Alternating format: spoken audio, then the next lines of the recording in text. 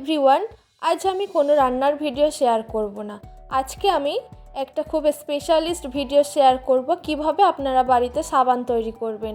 বাজারে আর যেতে হবে না, বাড়িতেই বানিয়ে ফেলুন এমন সুন্দর একটা সাবান যেটা স্কিনের জন্য খুবই উপকার। চলুন তাহলে শুরু করি। আর এখানে প্রত্যেকটা জিনিস স্কিনের জন্য খুবই উপকার। চালের গুঁড়া স্কার্ফ তো কাজে লাগবে, স্কার্ফের মতন কাজেই লাগবে। নিম পাতা তো খুবই উপকার। চলুন পেস্ট করে নিই। নিম পাতা হলুদ পেস্ট করে নিলাম। চালটা আমি 30 মিনিট মতন ভিজিয়ে রেখেছিলাম। তারপর জল ঝরিয়ে মিক্সারে পেস্ট করে নিলাম। অ্যালোভেরা পেস্ট করে নিলাম। আলু কুচি কুচি করে কেটে পেস্ট করে নিলাম।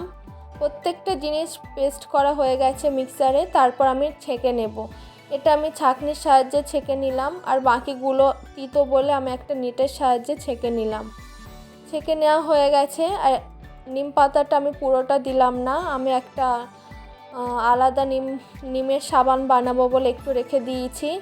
তারপর এর মধ্যে চালের গুঁড়ো দিয়ে দিলাম, দিয়ে একটু নাড়াচাড়া করে নিলাম। এরপর আমি সাবানের সোপ বেসটা নিয়ে নিলাম। চুলোয় আমি বসিয়ে রেখেছিলাম কড়া, তার মধ্যে জল দিয়েছিলাম। জলটা ফুটে উঠলে এই সোপ বেসটা দিয়ে দিলাম। এমনি ওই আগুনে এইভাবে গলে যাবে। তারপর আমি এই লিকুইডটা দিয়ে দিলাম। প্রথমে একটু লাল লাল হবে, তারপর বসে গেলে ঠিক হয়ে যাবে। এরপর আমি মোল্ডে সব কিছু ঢেলে নেব। এটা আপনারা চাইলে ছেঁকে নিতে পারেন, আমি আর ছাঁকিনি। দিয়ে দিলাম আমি এই মোল্ডের মধ্যে। এভাবে আপনারা একবার বাড়িতে সাবান তৈরি করে দেখুন কতটা সুন্দর হয়। আর এর মধ্যে যা যা দেওয়া আছে স্কিনের জন্য খুবই উপকার। স্কিনকে খুব সফট রাখবে, মসৃণ করবে, গ্লেজি রাখবে। আর এটা আমি নিম সাবান বানিয়েছিলাম জাস্ট নিম আর হলুদের রস দিয়ে।